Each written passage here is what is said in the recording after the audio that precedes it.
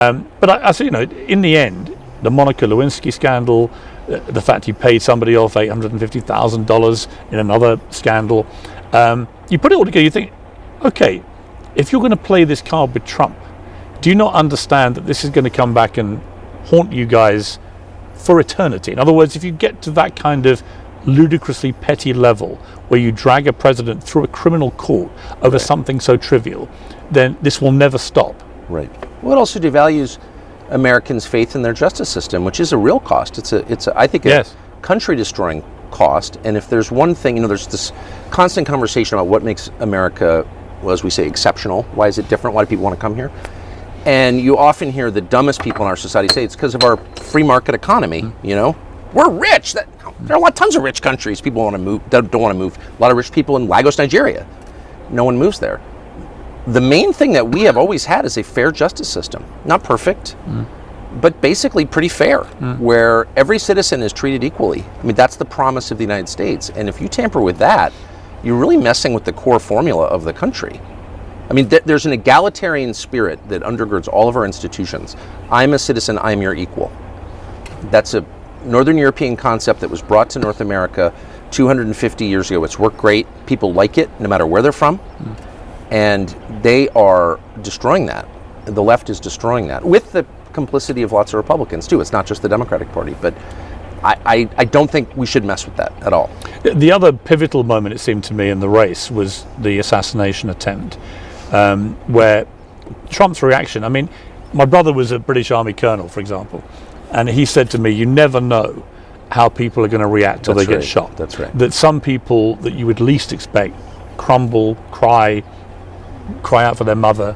Other people who you may not expect to be that courageous leap up and go straight back into the fire. And he said, you just don't know. Trump's reaction was genuinely extraordinary, because he didn't know if there were other shooters in the audience. His natural gut reaction was to stand up, say, fight, fight, fight, with blood pouring over his face. And it became not just an iconic image, but I'm certain that if there was any doubt, that's the moment he won the election. Of course. Did you feel the same? Of course, because the prerequisite for leadership is bravery, physical bravery, not just conceptual bravery. I'm so brave. But actual bravery. The guy who leads the tribe is the guy who, repels the invaders, period. That's been true since we lived in caves, and it's never going to not be true. And, Kamala Harris would like it not to be true, because she's obviously a coward who follows instructions. And the leadership of both parties is that way. And Trump is unusual in that he has bravery. And people follow that. It's a matter of instinct. I do think that shooting, I hope that'll be examined, because what's happened with the investigation? We don't know anything about this kid. Well, Piers, I don't know, because you're not from the United States. It's very common for assassins of presidents to have no motive at all. Extraordinary. And at the age of 20 to have no social media profile. He never went on the internet. Nothing. It's kind of weird. No record at all. Yeah, not at all. No cutlery in his own home. Advanced bomb making skills. Operating drones, bringing a rangefinder, making a pretty great offhand shot at 150 yards under duress. It's just normal in America. I mean, the whole thing is so nuts, actually. The fact that the Secret Service allowed this to happen, which they did. The guy's on the most. Oh, if I was running the Secret Service for the day, what's the first place you'd look? Oh, it would be the flat roof with a direct line on the stage. You think? And there was not one agent positioned or assigned to look at that. None. They had no idea. But why? Well, because they wanted to kill Trump, obviously. The Biden administration wanted to kill Trump. I mean, there's no doubt. Do you genuinely think? Of course I know that. And I know that by what I saw. Let's kick things off with the wild claim that the Biden administration wanted to assassinate Trump. No, seriously, that's the narrative some folks are pushing. But here's the thing. There's zero credible evidence for it. Yet it's being treated like fact because, hey, why let the truth get in the way of a good conspiracy? The story goes that the security lapse during the assassination attempt wasn't just a failure, it was deliberate. Because, of course, the easiest explanation is that the government wanted it to happen. Forget the fact that security lapses, while rare, aren't unheard of. Nope, this has to be a grand, coordinated plot, because that's just more exciting, right? Then there's the idea that holding Trump accountable will somehow shatter the justice system, because nothing says rule of law like letting a former president skate on criminal charges, right? But the second the courts do their job and treat him like any other citizen, suddenly it's the end of democracy as we know it. Funny how that works. And let's not forget the action movie version of the assassination attempt. Trump, bloodied, standing tall, yelling, "Fight!" Like that's the defining moment of leadership. Spoiler, real leadership isn't about dramatic photo ops. So here's the question. Why does everything bad that happens to Trump have to be a conspiracy? Is it easier to believe in some grand plot than to accept reality? Let me know what you think in the comments. In other words, if you leave your child inside a locked car on a hot day and go into a casino and spend 3 hours gambling and the kid suffocates, I can say, Piers, you killed your child. And you say, well, I didn't mean to. Doesn't matter. You didn't care enough about your child that you went back and rescued him from suffocation. It's demonstrable. Your intent can be divined from your actions. If you allow a roof 40 yards away to remain unsurveilled, a guy with a rangefinder and a drone to come into your area while the presidential candidate is speaking, you don't care about saving the life of that man. I actually thought what happened at the golf course a few weeks later was even worse in this sense. This is a few weeks after he's actually been shot. Yes. He's playing at his own golf course where he regularly plays at weekends when he's in Florida.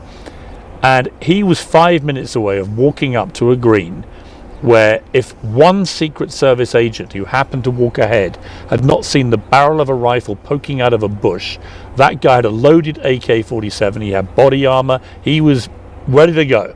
Trump would be dead. And that would have been, I think, the biggest scandal ever, because that was just weeks after he'd already survived an assassination. But no one makes much of a fuss about that either. How many members of Congress did that guy meet with? A lot. He was in Ukraine, which is controlled by the U.S. intel services. I mean, that's just a fact. He was in Ukraine, which is a kind of wellspring of lunacy. Sorry, I know you support it, but it's done more to destabilize the West than anything that's happened in my lifetime. And the amount of evil that has emanated from that country, the amount of assassinations that have come from Ukraine, I happen to know, is very high. And so this guy is in Ukraine and having contact. Well, how many members of Congress did he meet with and what do they talk about? This is an assassin. No, we don't know. So, and again, the media, fascinating, the mainstream media, when was the last big piece you read about either assassination? And yet if that had been an attempt on Obama, on Biden, on Harris, on anyone on the Democrat side, they wouldn't stop talking about it. Because everybody knows what this is. These are not lone gunmen any more than, Lee Harvey Oswald was a lone gunman. The lone gunman killed by a lone gunman 2 days later. Okay now. I mean, it's just it's so horrifying that clearly both of these guys were agents of the permanent government in Washington or globally. And there's like no honest person who could deny that. It's just so obvious. And I think that people don't want to wrestle with that because it's incredibly disturbing. And I think it's also possible that people in the Trump administration don't want to deal with it. I mean, they're still guarded by the Secret Service. Yeah. And whatever elements tried to murder Trump are still in the positions they occupied. I mean, I watched him the other day walking through a Las Vegas casino, and everyone was like, isn't that great? And I was like, wow, really? They're letting the president walk through an open casino with endless amounts of people milling around. I think you can carry guns in Vegas, I think, can you? It seemed to me a very high-risk environment to put a guy who literally just survived 2 assassination attempts. Is it 2? I mean... Well, there are more, I think, aren't there? I mean... But we don't know about. I don't think that Trump doesn't want people to know about probably the reality. I think... Let's talk about the next chapter in this saga, because apparently surviving one assassination attempt wasn't dramatic enough. Now we've got this golf course story, where according to Tucker and Piers, Trump was minutes away from being taken out by a guy hiding in the bushes with an AK-47 and body armor. And of course, the only thing standing between Trump and certain death was one eagle-eyed Secret Service agent. It's like they're trying to write the script for the next political thriller. And here's where it really gets rich: the media. Tucker and Piers claim that if these assassination attempts had happened to Obama, Biden, or Harris, it'd be headline news for weeks. But because it's Trump, crickets. Apparently, the silence is just more proof of some grand media bias. Never mind that these events were covered. They just weren't turned into the kind of breathless, wall-to-wall coverage these guys want. And, of course, they spin this into a story about Trump's bravery. Surviving 2 attempts on his life and still walking through a crowded casino like nothing happened? According to them, that's not just courage. It's legendary. Because real leadership, apparently, is measured by how many near-death experiences you can rack up while still making public appearances. So here's the question. Why is it that every time something happens to Trump, it's turned into an epic tale of heroism and injustice? Is it really that hard to talk about actual policies and leadership instead of crafting these over-the-top narratives? Let me know what you think in the comments. I think what you're saying is true. So I think it's even more extraordinary than you're saying, actually, or than we really know. Do you worry about him staying alive, literally? No. Because I think that if you're going to lead, you have to be willing to risk your life. I mean, obviously, I mean, of course, I love Trump personally, so it's like, no, I mean, I can't imagine a few things worse than Trump being harmed. And so I don't want to be cavalier about that, but I also think, as a factual matter, you cannot lead anything, including your own family, unless you're willing to lay down your life for it. I've always thought that. I mean, that is what it is to be a leader. I'm putting other people before myself. It doesn't mean that you take senseless risks, of course, but it does mean that you have a measure of physical courage, and Trump is displaying that a lot, and I think it's essential. I think it's absolutely essential, and you'll hear people say, well, I'll never take any risk. No. You want to lead, you have to. That's what the job is taking risks. Funny enough, I talked to him a week after he was shot, and I said, it takes a lot. I said, not just to get up when you did, but a week later you'll be back on finished another rally. And I said, did you not have any second thoughts about getting on a stage with 20,000 more strangers a week after you were shot?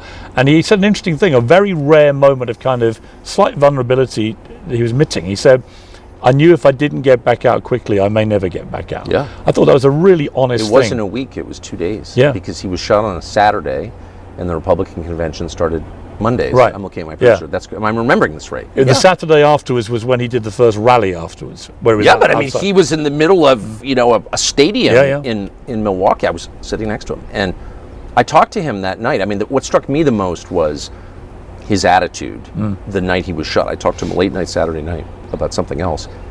And I said, well, that's kind of, are you okay? Yeah, I'm great. Didn't want to talk about himself at all.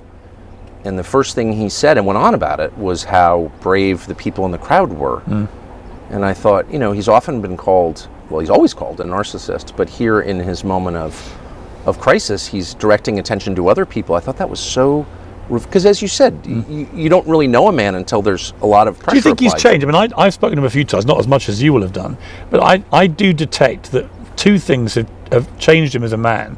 One, getting a second chance at life, literally, where half an inch and he's dead, and the other, getting another go at the presidency, which was, whatever people want to say, it was completely derailed by the pandemic. And I think that without that pandemic, he'd have been re-elected very comfortably. And so he had a chance to sort of do over at two things, professional and personal. Yes. And I do sense with him, both privately but also what I'm seeing in public, a slightly changed guy. Do you feel that? Oh, I strongly feel that. I strongly feel, on many levels. I've noticed it. I mean, I was at the inauguration, and right near him when he gave that inaugural, I've never seen him read. He's an amazing conversationalist, a wonderfully entertaining host in person, and he's a great extemporaneous speaker. But he's never been a great teleprompter reader. He didn't miss, as a teleprompter reader, I notice he didn't miss a single word in that inaugural. He was just so calm. Let's start with the real show here. Tucker Carlson and Piers Morgan practically turning their commentary into a Trump fan club meeting. I mean, the way these two are fawning over him, you'd think they were vying for VIP seats at Mar-a-Lago. Tucker can barely get through a sentence without painting Trump as some heroic, bloodied warrior rising from the ashes, while Piers is right there, nodding along like he's auditioning to be Trump's next press secretary. They're not just defending him, they're glorifying him. Trump survives an assassination attempt? Suddenly, he's not just a politician. He's a mythical figure, a symbol of bravery and leadership, standing tall with blood streaming down his face. I mean, really? We've gone from analyzing political strategy to narrating a die-hard sequel. And of course, every word from Tucker and Piers is soaked in this over-the-top admiration. Like Trump is the last beacon of hope in a collapsing world. So here's the real question. When did political commentary turn into fan fiction? And why are people more interested in creating elaborate narratives than actually talking about real policies or issues? Let me know what you think in the comments. This is Cole Talk, and I'll see you in the next video. Don't forget to like, comment and subscribe, and help us reach our first 100 subscribers.